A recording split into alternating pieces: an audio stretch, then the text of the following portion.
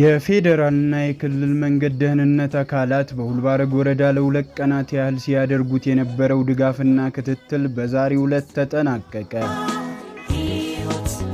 ድጋፉ የተደረገው በትራፊክ ቁጥጥርና በእግረኞች በዜብራ ቁጥጥር እንዲሁም በአሽከርካሪዎች ላይ የሚታዩ ክፍተቶችን በማረም የአገልግሎት ጥራትን አሻሽሎ የመንገድ ደህንነትን ለማረጋገጥ እንደሆነ ተገልጿል። በፌደራል መንገድ ደህንነትና መድን ፈንድ አገልግሎት ከፍተኛ ኤክስፐርት የሆኑት አቶ አብርሃም ቢጃሞም ቡድኑን በማስተባበር በወረዳና በዞን ደረጃ ለሚገኙ ባለድርሻ አካላት ኦሪየንቴሽን የሰጡ ሲሆን ድጋፍና ክትትሉ በመንገድ ደህንነት በትምህርት ቤቶችና በጤና ተቋማት የሚሰሩ ስራዎችን ምልከታ እንዳደረገ ገልጸዋል።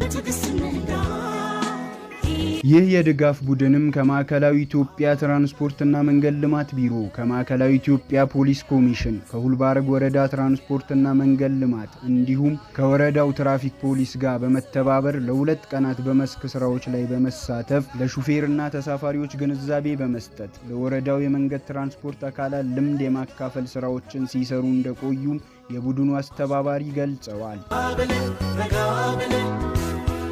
በሁለት ቀናት በተሰራው ጠንካራ የቁጥጥር ስራ ከ1000 በላይ ተሽከርካሪዎችን ማየት የተቻለ ሲሆን ከነዚህም ውስጥ ደንብ ተላልፈው የተገኙ 77 ተሽከርካሪዎች ላይ የእርምት እርምጃ በመውሰድ 132946 ብር ለመንግስት ገቢ ማድረግ እንደተቻለም አቶ አብርሃም ገልጸዋል።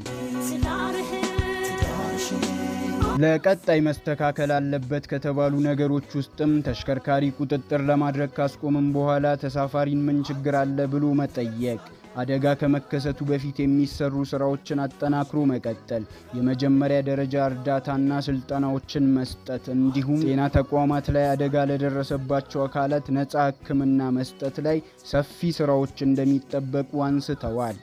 በማጠቃለያም የወረዳው ዋና አስተዳዳሪ የሆኑት አቶ ሽፋ ሐምዳላ አጠቃላይ አስተባባሪዎች በተገኙበት ለድጋፍና ክትትሉ ምስጋናቸውን ያቀረቡ ሲሆን ለወደፊትም እንዲህ አይነት ትብብሮች ተጠናክረው እንደሚቀጥሉ ተናግረዋል።